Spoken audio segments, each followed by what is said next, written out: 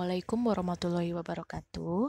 Anak-anak ibu, anak-anak SMP IT yang soleh dan soleha, yang semoga selalu diberkahi oleh Allah Subhanahu wa Ta'ala.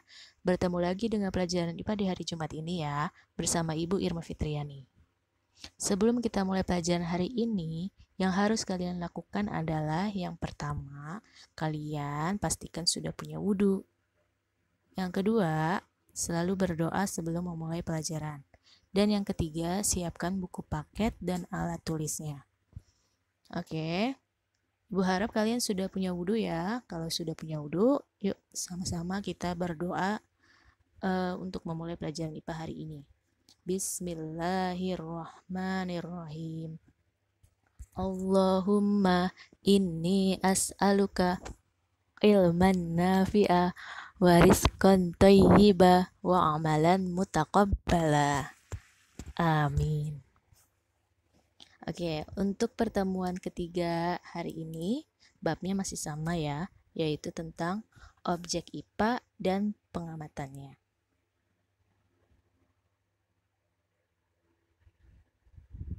Oke, untuk pertemuan hari ini yang akan dipelajari adalah tentang besaran turunan. Sebelumnya, Ibu ingatkan minggu kemarin kita sudah belajar tentang pengamatan. Kalian sudah belajar bagaimana mengamati ciri-ciri fisik dari orang-orang di sekitar kalian. Kemudian yang kedua, kalian juga sudah mempraktekkan bagaimana cara mengukur dengan menggunakan satuan tidak baku dan membedakan satuan baku dengan tidak baku. Nah, khusus untuk pertemuan hari ini kita akan membahas lebih detail tentang besaran turunan. Sebelumnya, Ibu mau ingatkan lagi ya, kita sudah belajar juga tentang besaran pokok. Ada yang masih ingat apa saja macam-macam besaran pokok? Ada berapa besaran pokok? Nah, ada yang ingat dengan kalimat ini? Pamanku waktu subuh ingat Jumat. Ada yang tahu kepanjangan dari kalimat ini? Sebelumnya, di PowerPoint sebelumnya, Ibu sudah berikan tips bagaimana cara menghafal besaran pokok. Ada 7 besaran pokok ya. Yuk kita ulangi, kita bahas lagi tentang besaran pokok. Pa, panjang. Ma, masa. Ku, kuat arus. Waktu. Su, subuh. In, intensitas cahaya. Dan jumlah zat. Jadi ada berapa besaran pokoknya? Ada 7 ya. Sangat mudah untuk dihafal kalau kalian mau dan bersungguh-sungguh. Untuk besaran turunan sendiri itu sebenarnya macamnya sangat banyak. Tapi tidak perlu kalian hafal satu persatu. Yang perlu kalian ingat adalah untuk menghafalkan atau mengingat besaran pokok yang ada 7 itu. Kalau misalnya suatu besaran tersebut tidak termasuk ke dalam besaran pokok yang ada 7, berarti otomatis dia termasuk ke dalam besaran turunan. Oke, yang akan kita bahas besaran turunannya hanya sedikit. Di sini ada contohnya besaran turunan yaitu luas, volume, berat, gaya, dan massa jenis. Untuk luas, ini pasti familiar di telinga kalian tentang luas. Cara menghitung luas ini sudah pernah kalian pelajari pastinya di pelajaran matematika. Cara menghitung luas yaitu dengan menggunakan rumus L sama dengan P dikali L. Dengan L besar adalah luas, P adalah panjang, dan L kecil adalah lebar. Oke, kita ke contoh soalnya ya. Bagaimana caranya menghitung luas yang bendanya berbentuk teratur, seperti kotak, persegi, atau persegi panjang. Contohnya, coba perhatikan. Sebuah papan memiliki panjang 5 meter dan lebar 3 meter. Berapakah luas papan tersebut? Jangan lupa rumusnya yaitu hitung luas P, L sama dengan P dikali L. Diketahui dalam soal panjangnya yaitu 5 meter. Lebarnya adalah 3 meter. Kemudian yang ditanya adalah luas. Jawab, selalu cantumkan rumusnya ya ketika menjawab soal.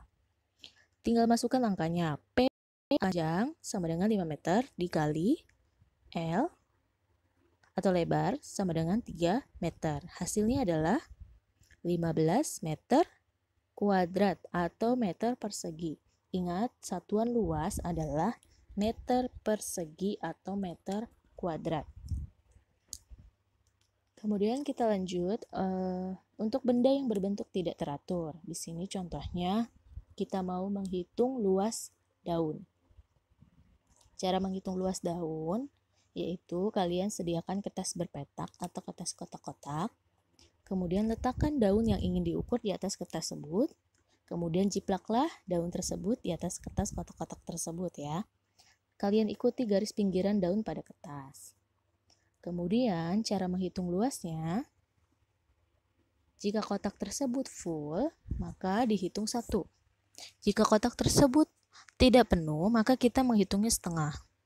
Di sini kita lihat gambarnya, contohnya ya. Kita hitung dulu yang isinya full dengan daun.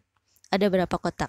Di sini kita sudah hitung 1, 2, 3, 4, 5, 6, 7, 8, 9, 10, 11, 12, 13. Ada 13 kotak yang terisi penuh.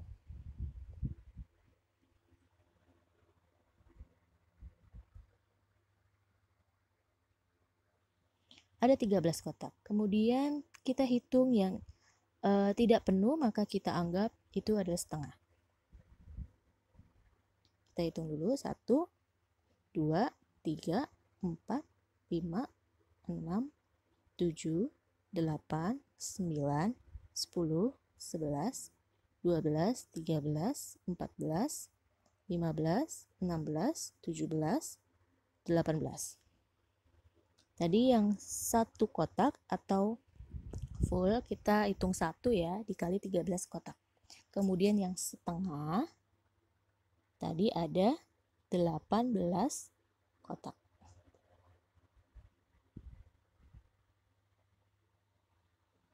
Oke, kalian bisa sendiri menghitung jumlah kotak yang ada.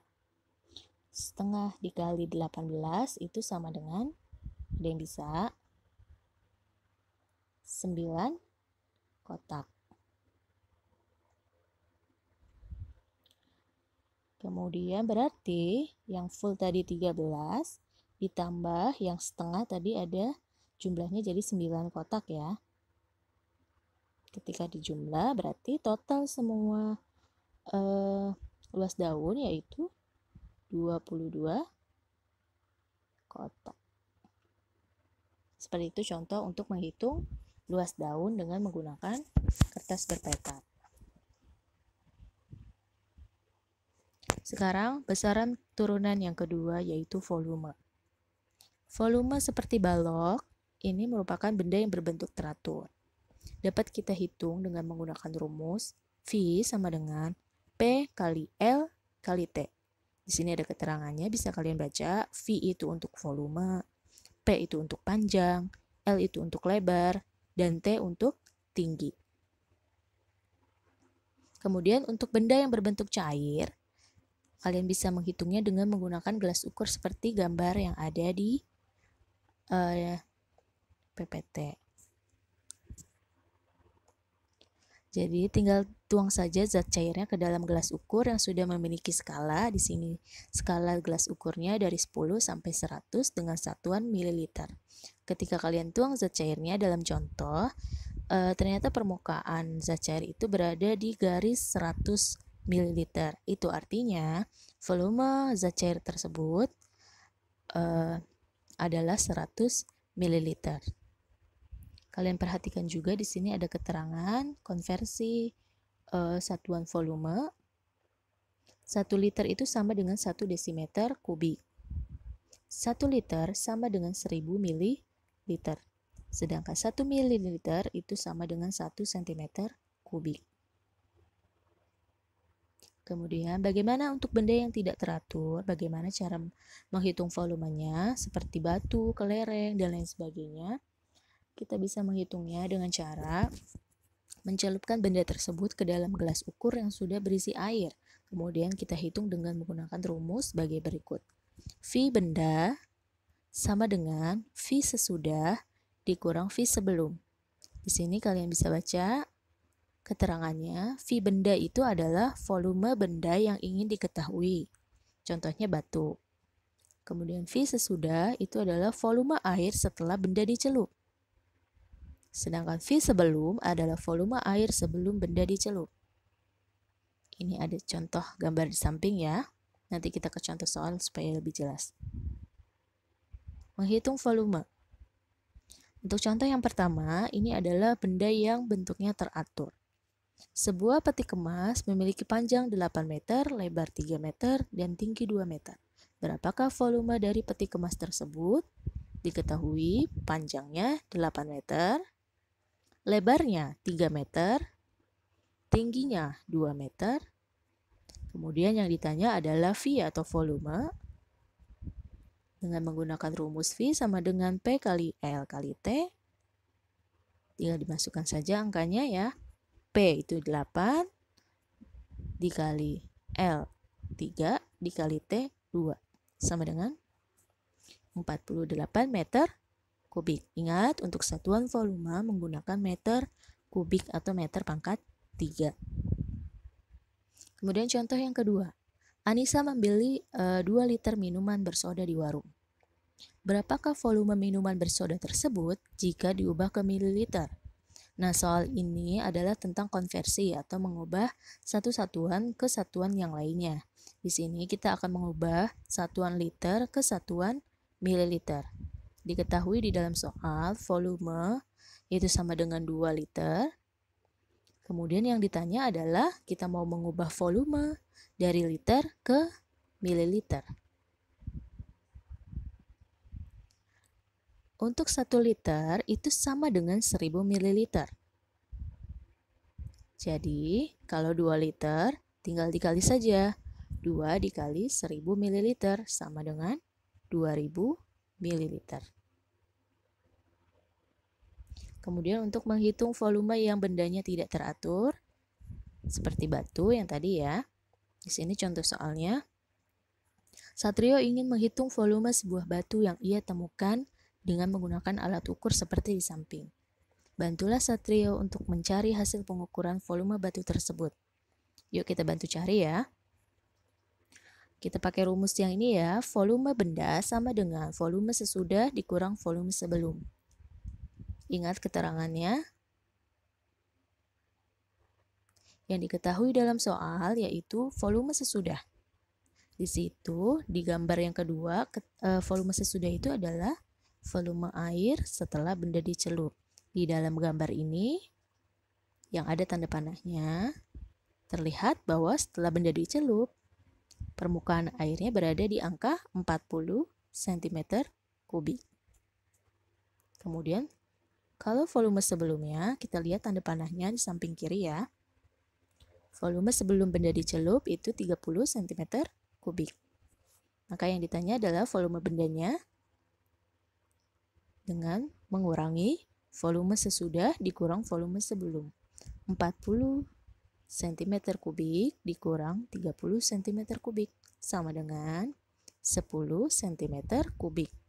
Ingat ya, kalau volume itu satuannya dengan menggunakan pangkat 3. Nah, sebagai catatan 10 cm kubik ini setara dengan 10 ml. Jadi volume batu itu sama saja dengan 10 cm kubik atau 10 ml, tergantung di soal yang ditanya dalam satuan yang mana. Kemudian kita akan membahas perbedaan massa dan berat. Apa sih yang terbesit di pikiran kalian ketika mendengar kata berat? Pasti alat ukur ini ya. Tahukah kalian ini alat ukur apa? Ya, timbangan badan. Biasanya untuk mengukur berat badan ya. Atau kalian sering mendapat pertanyaan, berapa sih berat badan kalian, berapa berat badan kamu, atau berapa berat badan ibu kamu? Kamu biasanya menjawab dengan 60 kg, 50 kg, atau bahkan lebih. Tapi tahukah kamu bahwa itu merupakan konsep yang salah? Sebenarnya yang dihitung oleh benda tersebut bukanlah berat badanmu, tetapi adalah massa badan.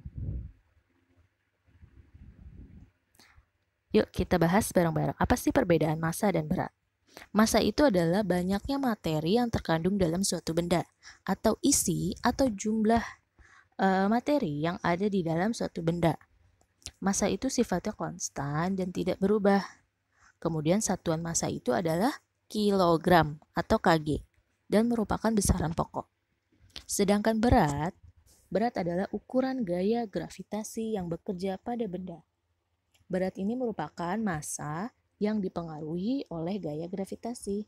Sehingga berat ini sifatnya berubah-ubah tergantung tempatnya. Misalnya tergantung kamu berada di planet mana. Ketika kamu berada di planet bumi atau berada di planet bulan, maka berat kamu akan berubah. Tetapi untuk massa badanmu akan tetap. Satuan berat adalah Newton dan merupakan besaran turunan. Berat sendiri bisa dicari dengan menggunakan rumus W sama dengan massa W sama dengan M dikali G atau massa dikali gravitasi. W itu adalah berat, M itu adalah massa, dan G adalah gaya gravitasi. Nih, oke, misalnya kamu adalah seorang astronot yang masih berada di bumi atau di Earth. Ini bumi ya. Kemudian kamu mau menghitung berapa sih berat kamu di bumi pada saat ini. Bisa dengan menggunakan rumus W bumi sama dengan M dikali G bumi. M adalah massa dan G adalah gravitasi bumi. Di sini contohnya berat kamu adalah massa kamu adalah 120 kg. Massa ya, bukan berat. Massa kamu 120 kg. Berarti berapakah berat kamu di bumi dengan gaya gravitasi bumi 10 meter second kuadrat. Untuk gaya gravitasi bumi sebenarnya angkanya adalah 9,8. Tetapi untuk memudahkan dalam perhitungan, maka dibulatkan dengan angka 10. Jadi kalau dihitung berat kamu adalah 120 kilo dikali 10 meter second kuadrat sama dengan 1200 Newton. Ini adalah berat kamu sesungguhnya jika ada di bumi.